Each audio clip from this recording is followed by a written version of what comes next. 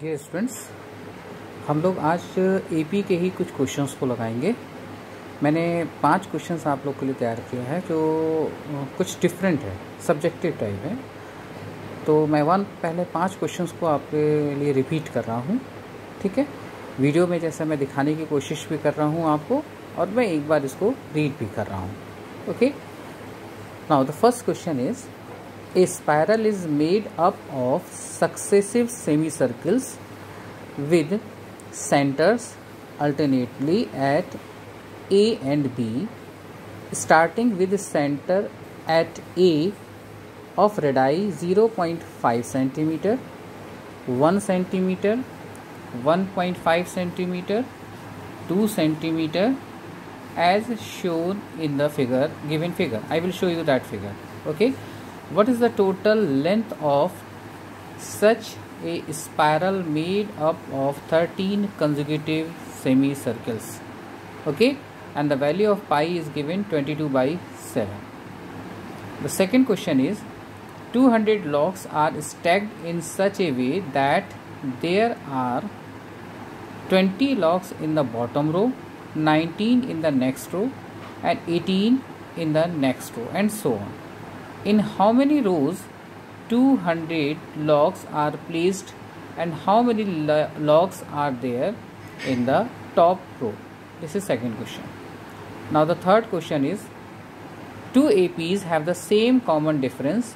If the first term of the AP be 3 and 8 respectively, find the difference between the sums of their first 50 terms. This is the third question. Question number 4 is, the sum of the first 9 terms of an AP is 81 and that of its first 20 terms is 400. Find the first term and the common difference of the AP. Question number 5, find the sum of first 51 terms of an AP whose second and third term are 14 and 18 respectively. Okay, so these are the 5 questions. One by one I am just showing you the answers of this, how you have to solve this question. Okay, so first I am just starting from the answer number 1. Okay, in answer number 1, a spiral is made up of successive semicircles. So it is a successive semicircles I have to draw, and the two centers has given A and B, and these centers are alternate. Okay, so that means first A is the center, so this one is the semicircle, and then B is the semicircle. Okay, like this the spiral is made. Clear? And like this the 13 semicircles are there. Okay, made up of 13 consecutive semicircles. तो इस तरह के हमारे पास 13 consecutive semicircle है।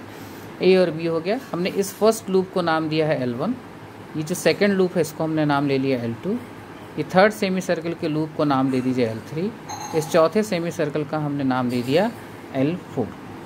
Clear?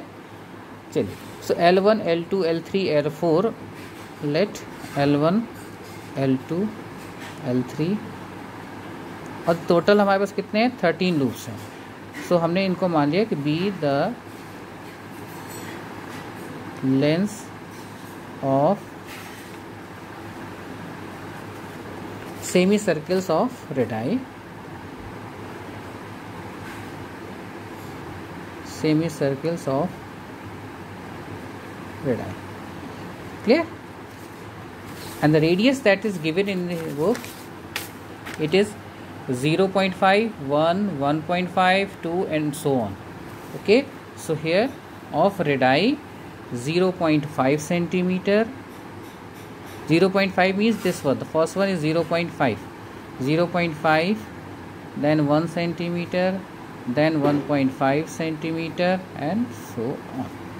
Okay, and then so it is, if you will count this one 0.5, then 1, then 1.5, then 2, then 2.5, then like this it will be going till 13/2 centimeter.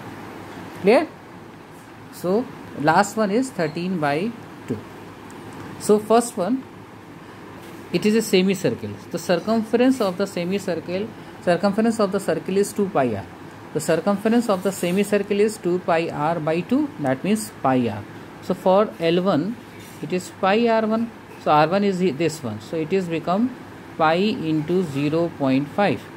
तो मैं इसका point decimal remove करूँगा तो ये हो जाएगा pi into 5/10, that means it is pi by 2 centimetre. Clear. Same ऐसे ही हम L2 को लेंगे, सभी का जो सरकमफेरेंस है वो पाई आर के टर्म में आएगा, ठीक है। पाई R2 हमारा कितना हो गया 1, सो हम इसको पाई सेंटीमीटर नहीं लिखेंगे, बल्कि मैं इसमें क्या कर रहा हूँ पाई इंटू 2/2 से मल्टीप्लाई कर रहा हूँ, ठीक। तो ये आपके पास 1 बाहर ले लीजिए इस वाले को, तो ये हो जाएगा 2 पाई, सब जितने टर्म हैं उनको पाई/2 के टर्म में हम लिखेंगे, ठीक है। सेम ऐसे ही हम लोग क्या करेंगे L3, ठीक। L3 का मतलब है थर्ड रेडियस यानी कि 1.5 सेंटीमीटर, ठीक है। सो ये हो गया पाई इंटू 1.5 यानी कि पाई इंटू 15/10, 5 3 ज़ा 15, 5 2 ज़ा 10, सो 3 बाहर ले लीजिए, ये हो गया पाई/2 सेंटीमीटर, ठीक। इस तरह से हमको करना है। तो जो हम 13th टर्म निकालेंगे वो कितना हो जाएगा पाई इंटू 13/2, ठीक। तो मैंने इसमें से 13 को बाहर लिख लिया, तो ये हो गया 13 इंटू पाई/2 सेंटीमीटर। अब हमको क्या करना है, इसमें टोटल लेंथ निकालनी है इसमें, ठीक है। सो टोटल लेंथ हमारे पास कैसे निकालेंगे, हम सबको जोड़ देंगे।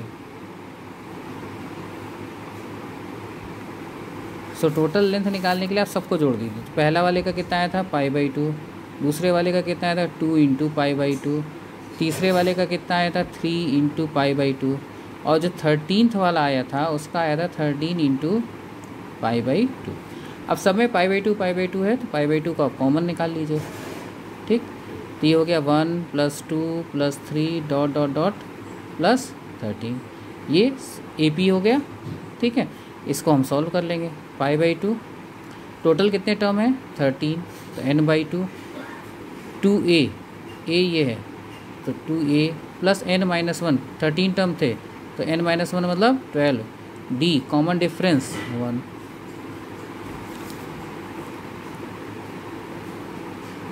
so ये हो गया पाई/2 13/2, 2 + 12 into 1 12, so पाई/2 13/2 into 14, so पाई/2, okay, and 13 into 7, इससे अभी और कुछ कटेगा, पाई की वैल्यू रख दीजिए। सो पाई की वैल्यू हो गई 22/7 इंटू 1/2 इंटू 13 इंटू 7, सो 7 से 7 भी कट गया, 2 से यहाँ कट गया, ये 11 आ गया, सो 11 इंटू 13, दैट मीन्स ये आ जाएगा 143 centimetre, that is your answer, ठीक है। तो ये आपका फर्स्ट क्वेश्चन का आंसर है। चलिए अब क्वेश्चन नंबर 2 पे आते हैं। क्वेश्चन नंबर 2 में कहता है 200 लॉग्स आर स्टैक्ड इन सच ए वे ना, तो नंबर ऑफ लॉग्स कितने आपको दिए हुए हैं, आपको नंबर ऑफ लॉग्स दिया हुआ है 200, तो टोटल नंबर ऑफ लॉग्स कितने हो गए 200, ठीक है। फिर ये हमसे कहता है कि 20 logs in the bottom, then 19, then 18, तो सबसे पहला जो हमारे पास नीचे है उसमें सबसे पहला कितना हो गया आपके पास 20। कॉमन डिफरेंस सेकंड वाले में 19 था, उससे पहले वाले में 20 था, तो 19 - 20 -1।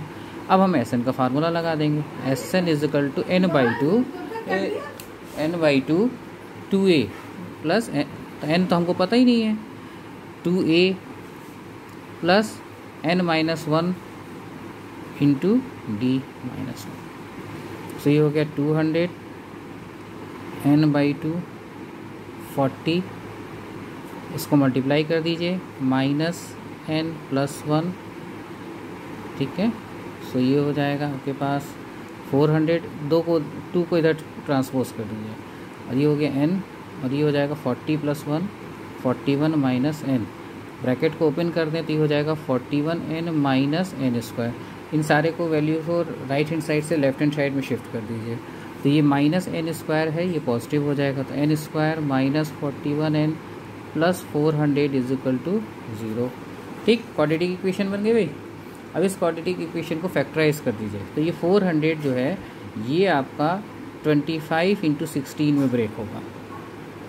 ठीक है, तो मैं इसको क्या कर रहा हूँ, अब चेंज कर रहा हूँ, तो ये हो गया n² माइनस, चूँकि प्लस दिया तो ऐड करके लाना है, so 25n plus 16n plus 400 is equal to 0।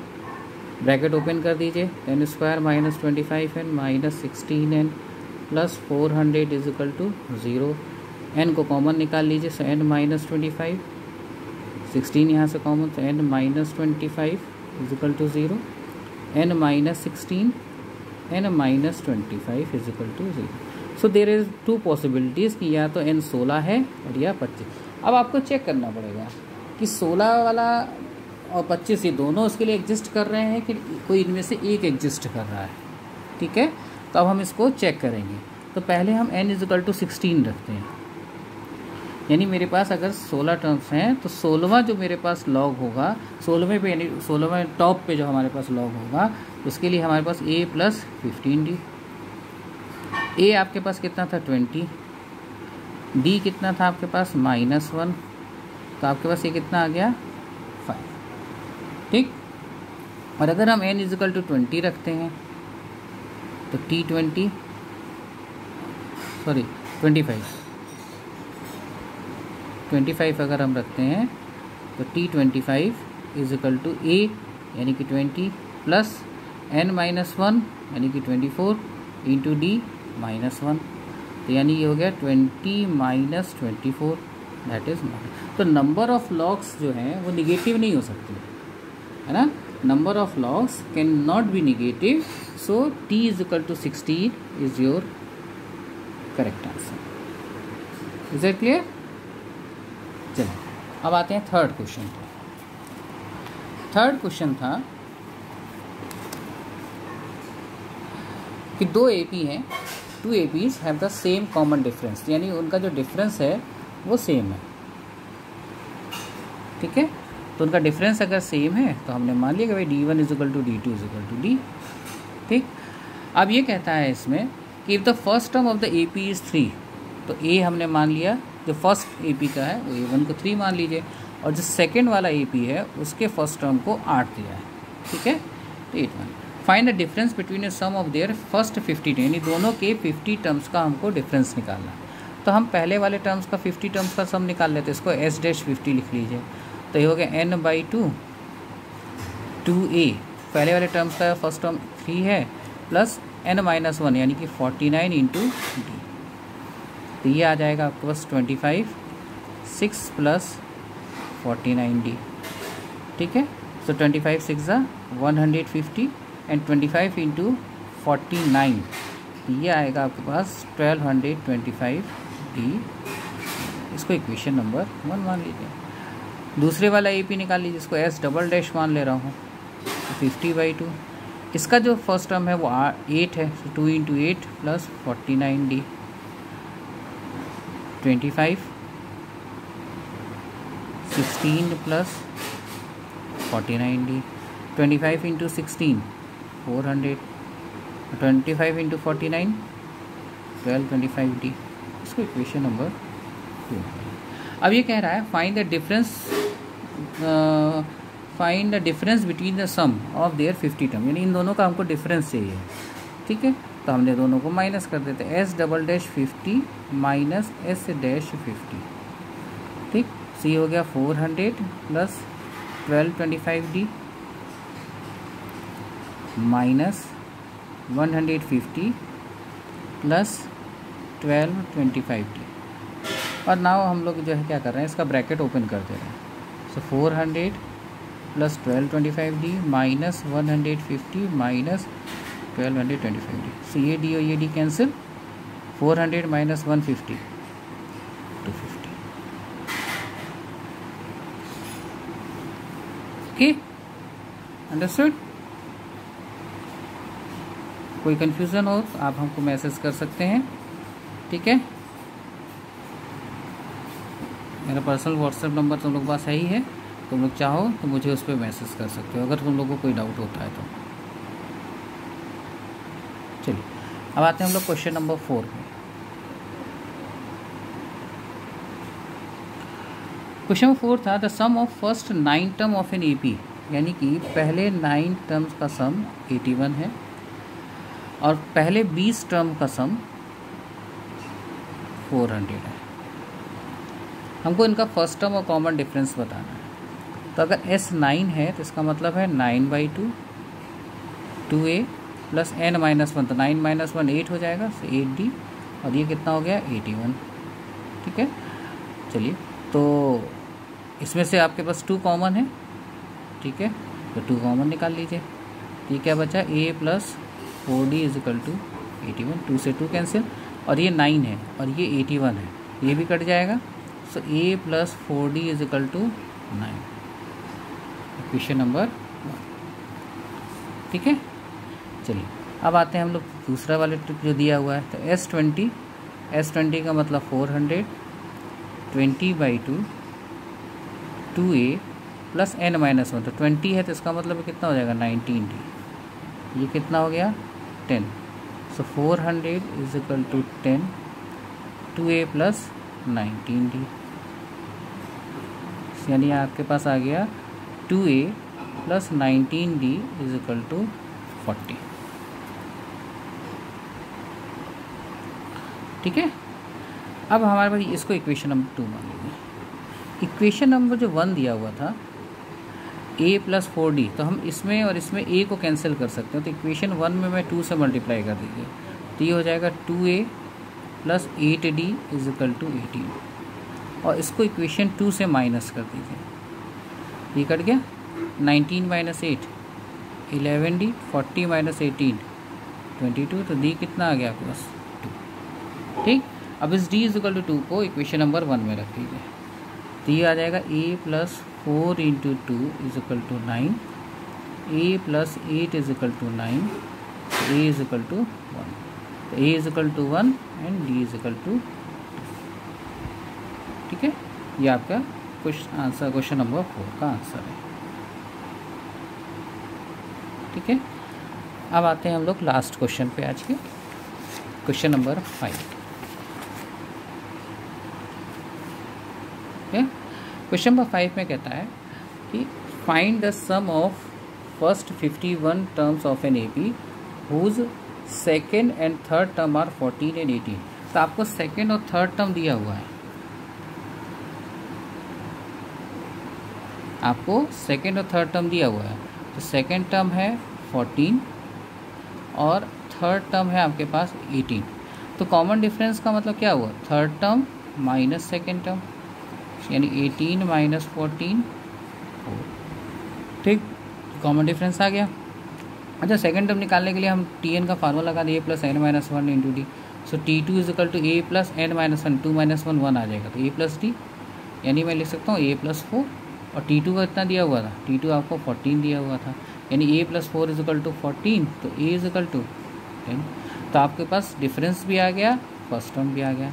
अब आपसे कह रहा है कि find the sum of first 15 term, तो S51 निकाल लीजिए, तो ये हो गया 51/2 2a प्लस n-1, यानी 50 इंटू d 4। सो 51/2 20 प्लस 200, सो 51/2 इंटू 220 110। ठीक है, सो 51 इंटू 110, 11 से आप मल्टीप्लाई कर दीजिए, तो ये आ जाएगा 5616। Yes, okay. सो मैंने आपको इन 5 क्वेश्चंस को सॉल्व करने का मेथड, ये पांचों कुछ बिल्कुल अलग है, कुछ में डायग्राम दिया हुआ है, कुछ में ईपीज़ हैं, कुछ में कॉमन डिफरेंस दिया हुआ है, और कोशिश किया है आपको कि कुछ क्वेश्चंस हमने आपको पहले कराए थे और कुछ नए क्वेश्चंस के साथ फिर मैं एक नया वीडियो बना के और आपके साथ फिर से आपको सॉल्व कराऊंगा। तब तक के लिए आप लोग अपनी क्वेश्चंस के लगाते रहें, उनकी प्रैक्टिस करते रहें, जो डाउट्स है वो मुझे भेजते रहें। Okay, stay safe, take care.